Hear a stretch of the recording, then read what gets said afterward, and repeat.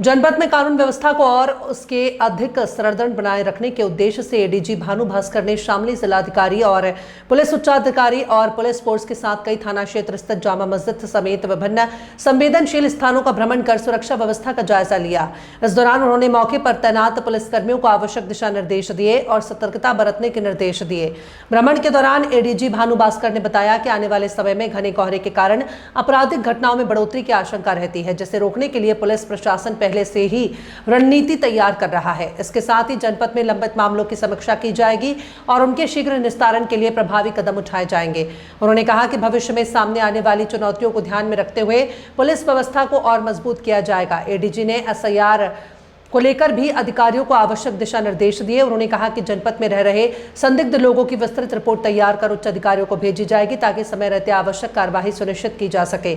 इस संबंध में जिलाधिकारी को भी अवगत करा दिया गया है। एडीजी ने स्पष्ट किया कि यदि स्थिति की गंभीरता को देखते हुए अतिरिक्त पुलिस फोर्स की आवश्यकता पड़ी तो उसे तत्काल जनपद में भेजा जाएगा। उन्होंने पुलिस अधिकारियों से आपसी समन्वय बनाए रखते हुए सतर्कता के साथ कार्य करने का आह्वान किया। शामली में हमारे साथ जो है जिलाधिकारी साहब हैं और साथ में एसपी शामली साहब है, पूरी हमारी महकमा है। तो इसमें जहां भी संवेदनशील स्थान है शामली में, उसमें जिलाधिकारी साहब के साथ और एसपी साहब के साथ भ्रमण की जा रही है। वहां पे लोक व्यवस्था के दृष्टिकोण से, अपराध नियंत्रण के दृष्टिकोण से उसकी समीक्षा की जा रही है। इसके बाद जो आने वाला कोहरा है, जिसके कारण से कई दुर्घटनाएं भी हुई हैं और रात में गाड़ी चलाना मुश्किल भी हो रहा है, उसके संबंध में जो तैयारियां हैं उसकी भी समीक्षा की जाएंगी। साथ में जो हमारे पेंडिंग केसेस हैं, पेंडिंग ट्रायल केसेस हैं, उनकी भी समीक्षा की जाएगी और आने वाली जो चुनौतियां हैं उसके बारे में भी बातचीत की जाएगी। सर, एफआईआर फॉर्म को लेकर दंगा प्रस्तावित भी यहाँ रह रहे हैं, उनकी किस तरीके से वेरिफिकेशन के लिए पुलिस को निर्देश दिए?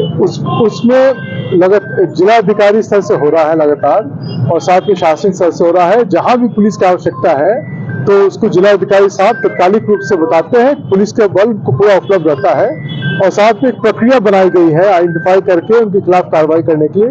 वो प्रक्रिया जो है बड़ा डिटेल्ड है, उसके आधार पर ही कार्रवाई होती है।